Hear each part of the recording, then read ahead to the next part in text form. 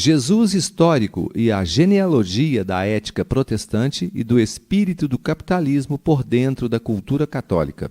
Vimos com Max Weber a gênese, por um aspecto, da ética protestante e do espírito do capitalismo e, por outro aspecto, do tipo específico da conduta ascética do protestante e do evangélico, que prefiro chamar de conduta do homem giga-devastador. Em razão das gigas-devastações e genocídios que essa conduta ascética vem causando na humanidade durante toda a Idade Moderna. Gênese essa que consistiu num fenômeno social ímpar na sócio-história da humanidade e que essa gênese só pode ocorrer dentro do outro singular tipo de cultura, a católica.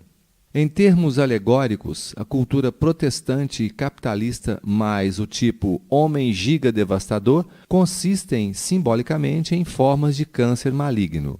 Essas formas de cultura, notadamente a ascese do monasticismo ocidental e a conduta ascética do protestantismo, só puderam ser geradas e tiveram como precursores por dentro e como consequências diretas de outra forma específica de cultura, a dos ascetas católicos, a pregação dos frades mendicantes, especialmente dos franciscanos, conforme Max Weber esclarece. Cultura essa que nomeio alegoricamente de tecido gangrenado e que na época de Lutero, 1517, já se encontrava em adiantado estado de putrefação. Vejamos o Weber.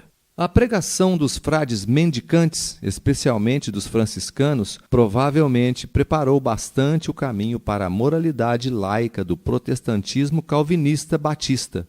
Todavia, os numerosos traços de parentesco entre a ascese do monasticismo ocidental e a conduta ascética do protestantismo, cuja importância deve ser acentuada continuamente como altamente instrutiva para nosso problema.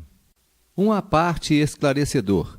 Veja aqui abaixo, na descrição desse vídeo, o link do texto que abarca o conteúdo deste vídeo e de outros 4, e toda citação bibliográfica. Na mesma direção acima indicada, Weber ainda esclarece, indubitavelmente, o engendramento da cultura protestante por dentro da cultura católica, enquanto sucessivos meios de controle eclesiásticos voltados para a moldagem da conduta do indivíduo, tipo frade mendicante, especialmente o franciscano, tipo conduta ascética do protestante e evangélico, que prefiro nomear de homem giga-devastador. Enfim, a cultura católica mantivera o germe, isto é, a forma embrionária da cultura protestante e o precursor, frade, da conduta do homem giga-devastador, como que incubados em conventos católicos durante um certo período. Nesse sentido, Weber esclarece: por que razão as regiões de maior desenvolvimento econômico foram, ao mesmo tempo, particularmente favoráveis a uma revolução da Igreja?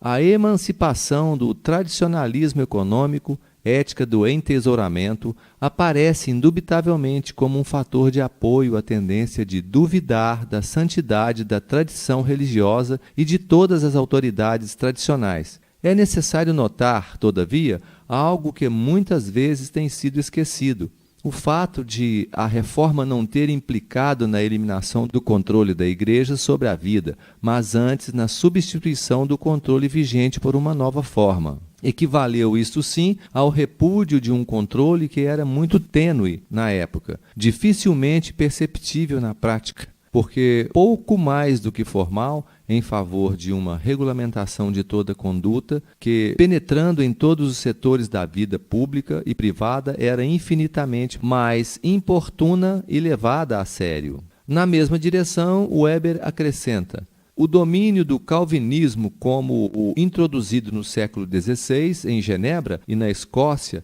na passagem do século XVI para o século XVII, em grandes partes dos Países Baixos, no século XVII, na Nova Inglaterra, seria, por sua vez, a forma mais insuportável do controle eclesiástico do indivíduo que até então pode existir. Convém investigarmos agora a genealogia do clero e respectiva ética protestante e o espírito do capitalismo, pela via dos seus genitores, o clero e a respectiva cultura católica. Estes são como os pais e aqueles são como seus filhos, Por um aspecto, pais e filhos consistem em dois diferentes aspectos de um mesmo processo geral sócio-histórico em muito longa duração. Os desdobramentos da cultura conhecida como paulinismo, conforme muitos pensadores atuais mais sagazes já admitem. Alguns pensadores julgam ser mais correto dizer que o que existe hoje é um paulinismo, não um cristianismo. As principais críticas da corrente antipaulina concentram-se em pontos polêmicos das epístolas do apóstolo. Nelas, entre outras coisas, Paulo defende a obediência dos cristãos ao opressivo Império Romano, bem como o pagamento de impostos, faz apologia da escravidão, legitima a submissão feminina e esboça uma doutrina da salvação distinta daquela que, segundo teólogos antipaulinos, teria sido defendida por Jesus.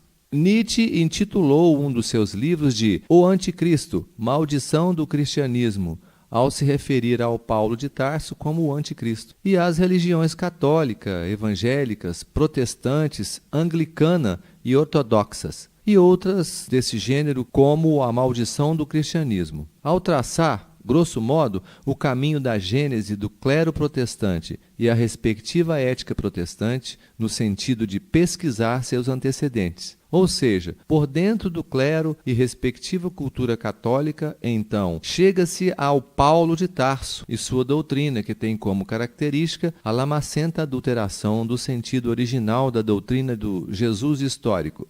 Nesse sentido, Nietzsche nos adverte quanto à natureza decadente do processo genético, que teve início, diz ele, com o cristianismo de Paulo. Pseudo-cristianismo, esse que trouxe a humanidade para o fundo do poço, e que já atua no sentido de tornar doente a humanidade, e dando-lhe um significado mortal para a vida e de calúnia para o mundo.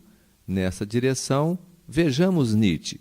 Abre aspas. O povo judeu é o povo de energia vital mais tenaz, força que coloca sob condições mais adversas, voluntariamente, a partir de profunda esperteza em autoconservação. Aproveita todos os instintos de decadência, não por se sentir dominado por eles, mas porque através deles adivinhou um poder que o ajuda a impor-se contra o mundo. Os judeus são o oposto de todos os decadentes. Foram compelidos a representar os decadentes até a ilusão. Souberam, com um non plus ultra, a última perfeição, de talento de comediantes, colocar-se à frente de qualquer movimento de decadência, como o cristianismo de Paulo, com o objetivo de fazer dele algo mais poderoso do que todo partido de afirmação da vida. A decadência é apenas um meio para aquele tipo de ser humano, a espécie sacerdotal, que aspira ao poder através do judaísmo ou do cristianismo. Esse tipo tem um interesse vital em tornar doente a humanidade e em inverter o conceito de bom para mal, de verdadeiro para falso, dando-lhes um significado mortal para a vida e de calúnia para o povo. Fecha aspas. Na direção da pesquisa dos antecedentes dos teólogos protestantes e evangélicos e da sua teologia, chega-se através de Paulo e sua lamacenta adulteração do sentido original da doutrina de Jesus à cultura dos antigos escribas teólogos e sacerdotes judeus. Mais precisamente, chega-se tanto à cultura dos teólogos e sacerdotes fariseus e saduceus da época do Jesus histórico, como à cultura dos antigos teólogos e sacerdotes hebreus. Não há coisa pior do que esses tipos de teólogos, sacerdotes e das respectivas culturas. A retrospectiva do processo genético dos teólogos e sacerdotes da ética protestante e do espírito do capitalismo nos ajuda a entender a natureza e as intenções desse clero e da sua teologia. Se você gostou desse artigo, clique em gostei, compartilhe nas redes sociais e se inscreva no canal. Obrigado por assistir a este vídeo e aguarde a próxima palestra, que é muito interessante e esclarecedora.